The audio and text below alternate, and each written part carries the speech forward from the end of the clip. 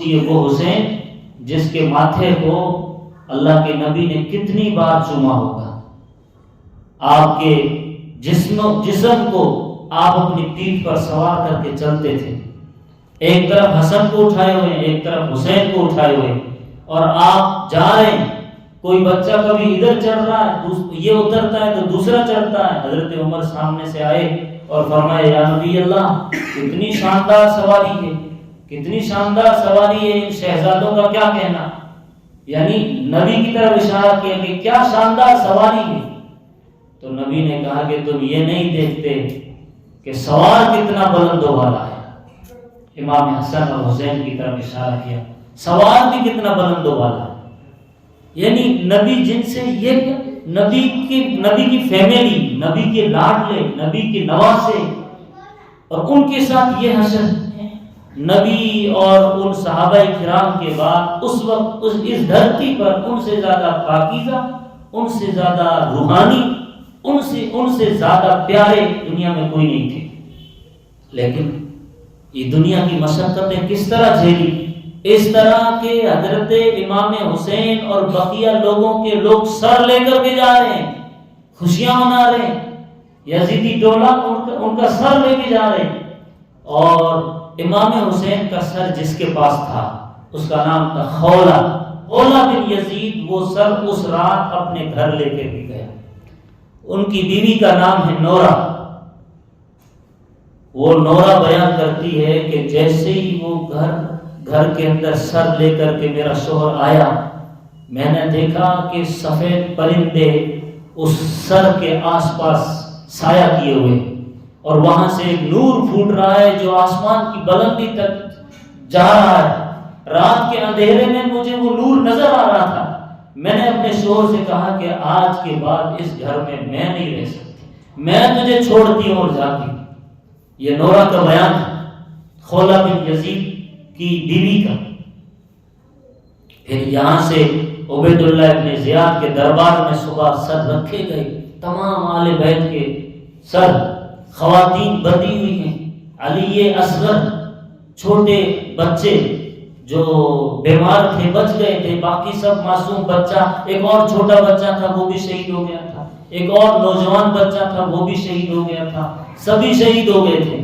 وہ پورا واقعہ آپ اپنی نظروں کے سامنے رکھیے۔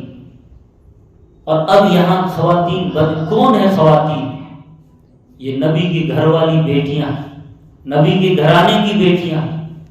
اتنا سب کچھ ہونے کے باوجود، اتنا سب کچھ سننے کے باوجود، ایک مومن بندہ اپنی آخرت کو بھول جائے، اپنے اللہ کو بھول جائے، اور نبی سے محبت نہ کرے، آل بیت سے عشق نہ رکھے، ان کی قربانیوں کی کوئی لاج نہ رکھے، یہ یاد ہی نہیں کرے کہ میں کس نبی کو مانتا ہوں، میرے اوپر جو سردار ہے وہ حضرت علی ہے، حسن حسین ہے، میں کس کو مانتا ہوں، میں کوئی معمولی انسان نہیں ہوں، میں ایمان والا بندہ ہوں، میرے نبی محمد رسول اللہ، میرے بھائی حسن حسین، میرے جو ہے خلیفہ حضرت علی جیسے، حضرت عمر جیسے، یہ سب سامنے ہوتے ہوئے بھی انسان اگر ان کی قربانیوں کو یاد کرتے ہوئے فجر کی نماز چھوڑ دے، ظہر کی نماز چھوڑ دے، عصر کی نماز چھوڑ دے، اس کو یاد دلانے پر بھی وہ قضا نہ کرے، وہ پڑھے نہیں، اور پھر یہ کہے کہ میں جو ہے سنی ہوں، میں جو ہے وہابی ہوں، اور میں فلاں ہوں، اور چند تعزیہ کر لے، اور چند چراغاں کر لے، اور چند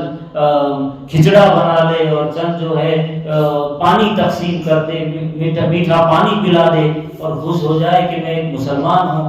اللہ ایسے مسلمانوں کو نہیں چاہتا۔ یہ امام حسین نے یہ تصور نہیں کیا۔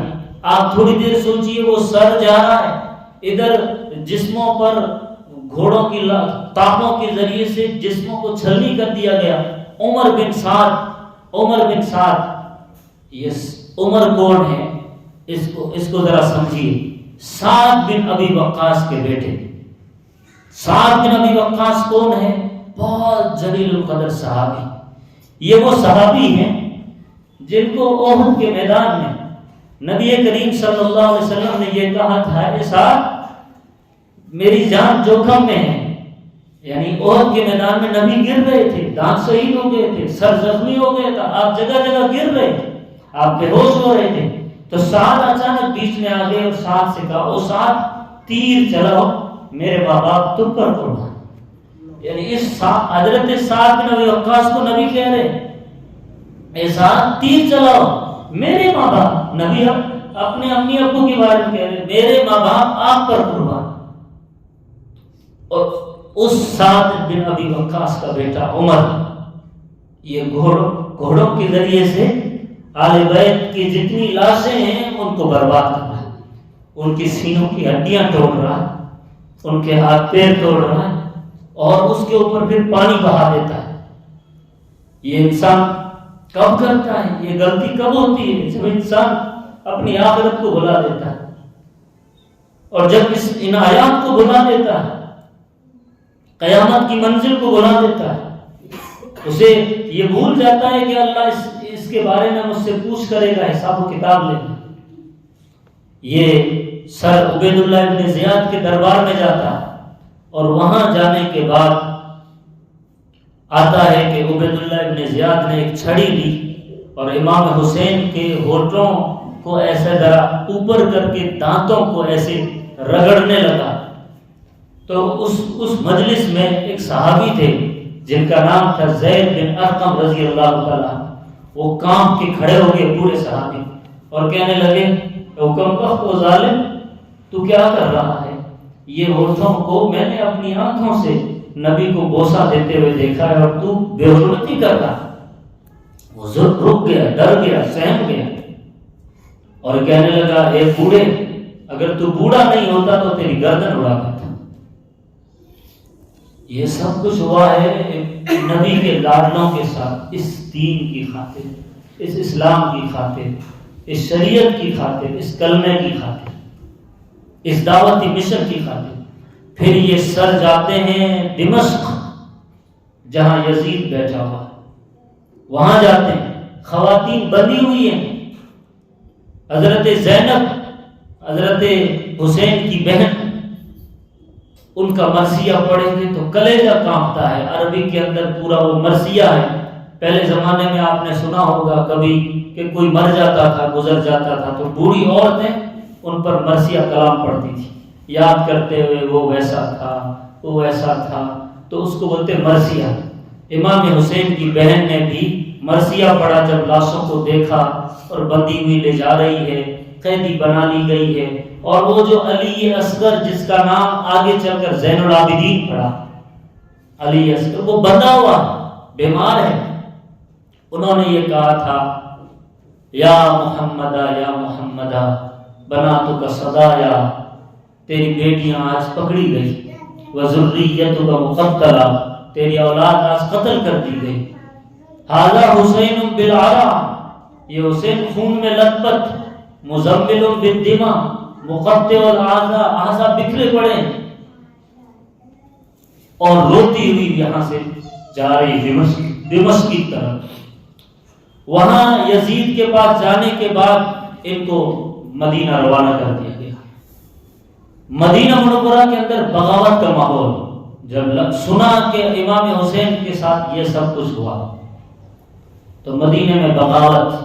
ہم یزید کی بیعت قبول نہیں کرتے, ہم توڑتے ہیں.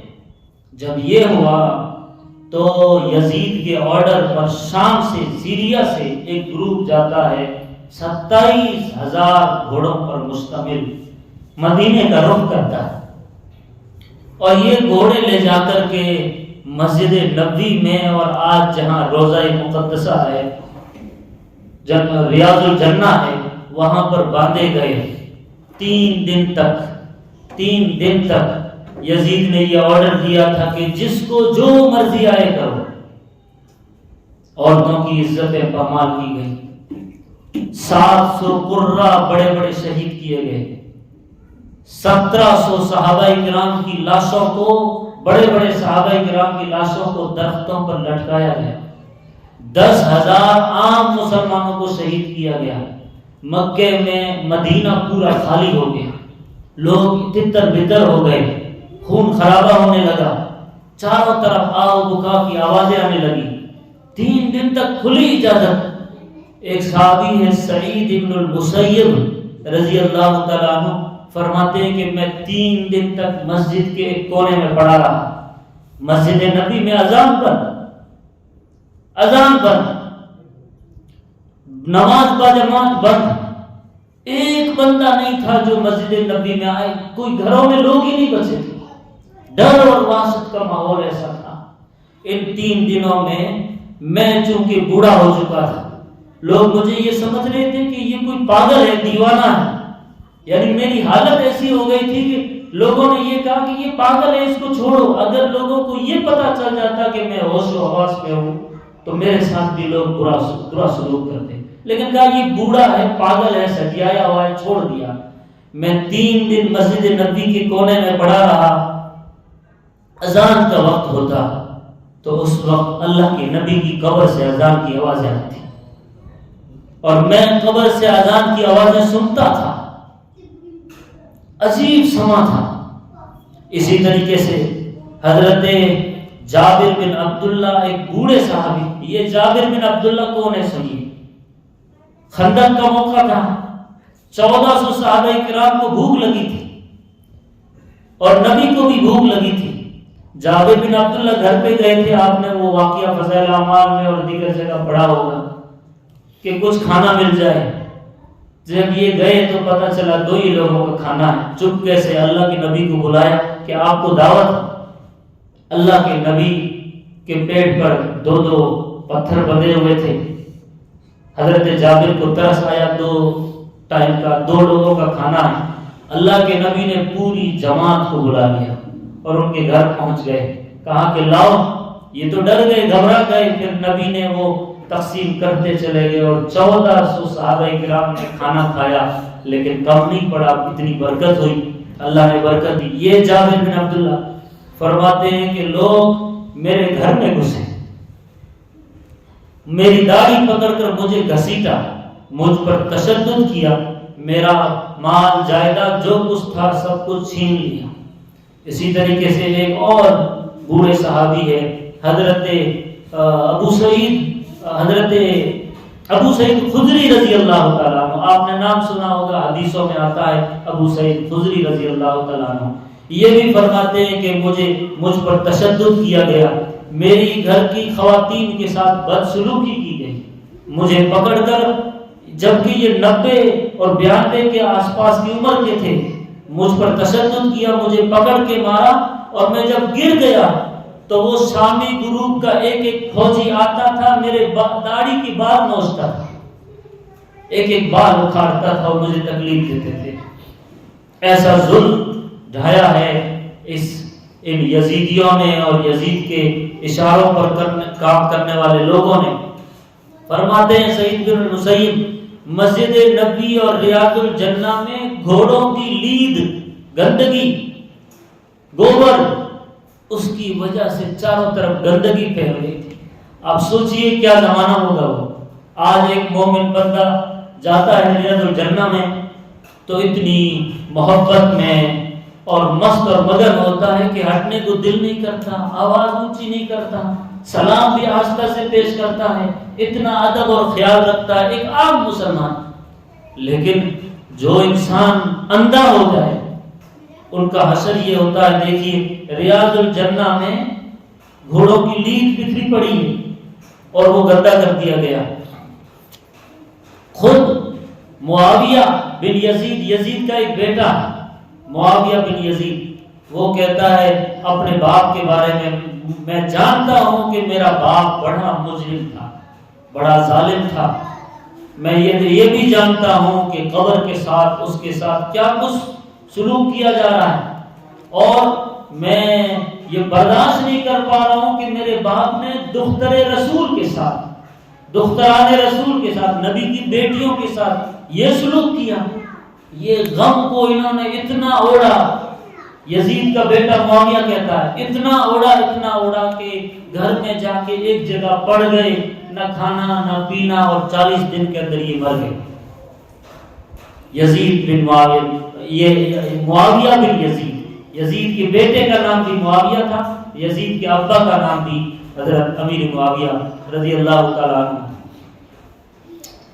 اب یہ خدا کی تقدیر میں تھا، اللہ نے ایسے ہی لکھا تھا۔ آنے والے لوگوں کو، سننے والے لوگوں کو، اس واقعے کو بیان کرنے والے لوگوں کے لیے ایک سبق تھا۔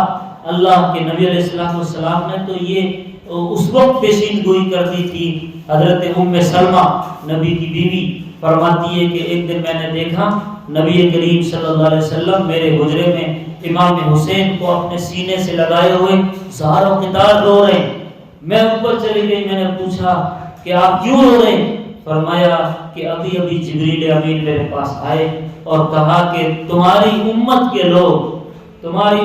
کے لوگ تیرے آپ کے اس بیٹے کو ایک دن کربلا کے میدان میں شہید کر دیں گے، اور یہ مٹی دے کر کے گئے، جبریل امین یہ مٹی دے کر کے گئے ہیں کہ جس دن یہ بیٹا شہید ہوگا اس دن یہ مٹی سرخ ہو جائے گی۔ ام سلمہ بیان کرتی ہے کہ وہ مٹی رکھی ہوئی تھی گھر میں، اور جس دن کربلا کا واقعہ پیش آیا میں اس دن دیکھ رہی تھی کہ وہ مٹی سرخ ہو رہی۔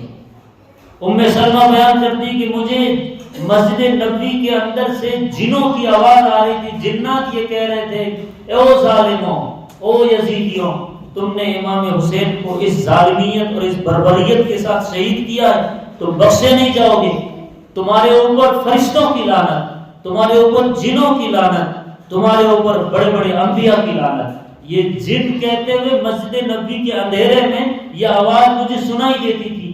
یہ ام سلمہ نبی کی بیوی فرما رہی۔ عبداللہ بن عباس رضی اللہ تعالیٰ عنہ ایک صحابی ہیں، یہ نبی کے چچیرے بھائی ہیں۔ عباس نبی کے چچا تھے، بہت بوڑھے تھے، آخری عمر میں بیمار ہو گئے۔ امام حسین کے اس واقعے کے بعد تو خواب میں دیکھا کہ نبی کریم صلی اللہ علیہ وسلم خواب میں آئے ہیں۔ آپ نے نبی کو دیکھا کہ بکھرے ہوئے بال ہیں، بالوں پر گرد و غبار ہے، ایک آندھی کے طوفان میں آپ گرے ہوئے ہیں، اور آپ کبھی ادھر بھاگ رہے کبھی ادھر بھاگ رہے، اور ایک ہاتھ میں بوتل ہے، اس بوتل میں خون جمع کر رہے ہیں۔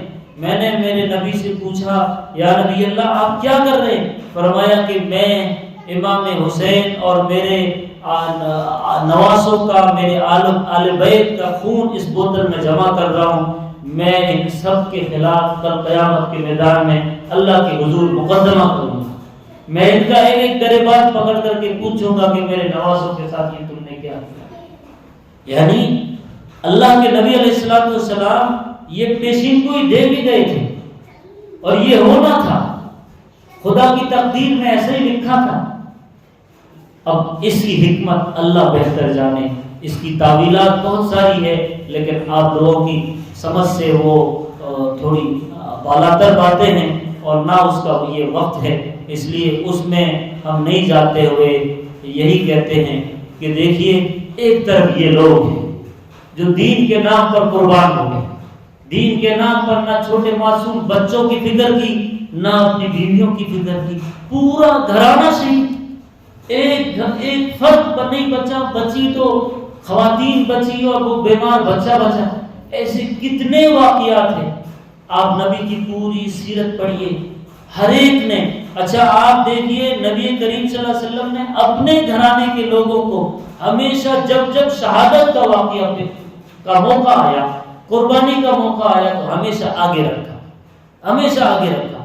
آپ دیکھیے بدر کا واقعہ، حضرت حمزہ جا کے چیلنج کر رہے ہیں، پہلے انصاری میں سے کچھ لوگ آگے بڑھے تھے، تو ادھر مشرکوں کی طرف سے، کافروں کی طرف سے یہ آیا کہ یہ بچوں سے کیا لڑنا، یہ ہمارے خاندان کے برابری کے نہیں ہیں، ذرا ہمارے ہم پلہ باہر آنے چاہیے۔ تو نبی نے کہا او علی تم جاؤ، او حمزہ تم جاؤ، ایک چچا ہے ایک بھائی، آگے رکھا، یہ نہیں کہ نوازا اور پیچھے رکھا اور بقیہ لوگوں کو لڑایا اور شہید کروا دیا، نعوذ باللہ، اپنے گھرانے کے لوگوں کو پیش کیا۔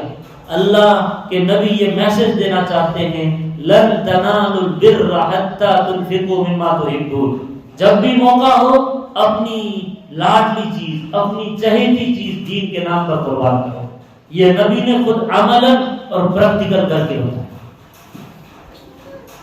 میں اپنی بات اس شعر پر ختم کرتا ہوں کہ قتل حسین اصل میں مرگ یزید ہے، اسلام زندہ ہوتا ہے ہر کربلا کے بعد۔ جب جب ایک مومن بندہ یہ قربانی پیش کرے گا تو اسلام زندہ ہوتا ہے، اسلام مرتا نہیں، اسلام ختم نہیں ہوتا، اسلام دبتا نہیں، اور بڑھتا ہے، چڑھتا ہے اور بڑا ہوتا ہے۔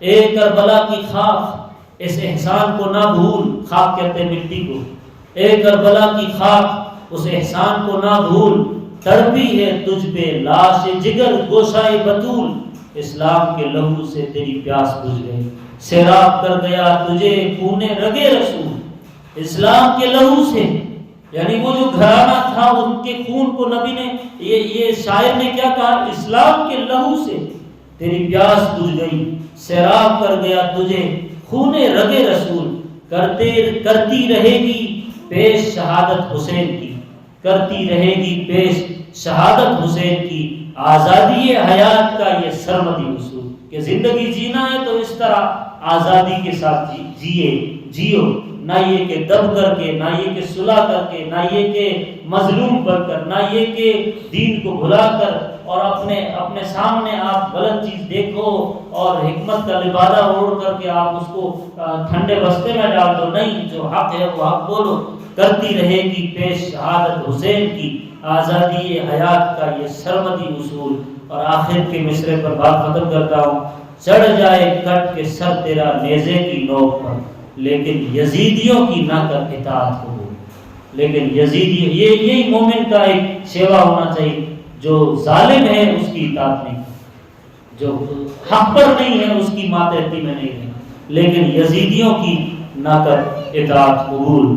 اللہ سے دعا کیجئے کہ اللہ سبحانہ و تعالی ہمیں اپنے نیک بندوں میں شامل کرے، ہمیں ابرار لوگوں میں شامل کرے، ہمیں صالحین لوگوں میں شامل کرے، اور ہمیں ہم سورہ فاتحہ میں یہ دعا بھی مانگتے ہیں، اللہ میں سیدھا راستہ بتا ان لوگوں کا جن پر تیرا انعام ہوا، اور جن پر انعام ہوتا ہے اس صورت کی روشنی میں ان کو سیدھے ہاتھ میں نامہ اعمال دیا جاتا ہے، اور جو نوازے نہیں جاتے ان کو جہنم میں ڈالا جاتا ہے۔ تو پھر ہم سورہ فاتحہ میں یہ بھی دعا کرتے ہیں، اللہ ہمیں ان کا راستہ نہ بتا جو گمراہ ہو گئے، جو بھٹک گئے، ہمیں ان کا راستہ بتا، وہ راستہ بتا جو حسینی راستہ ہو، جو حسن والا راستہ ہو، جو علی مرتضیٰ کا ہو، جو خلفائے راشدین کا ہو۔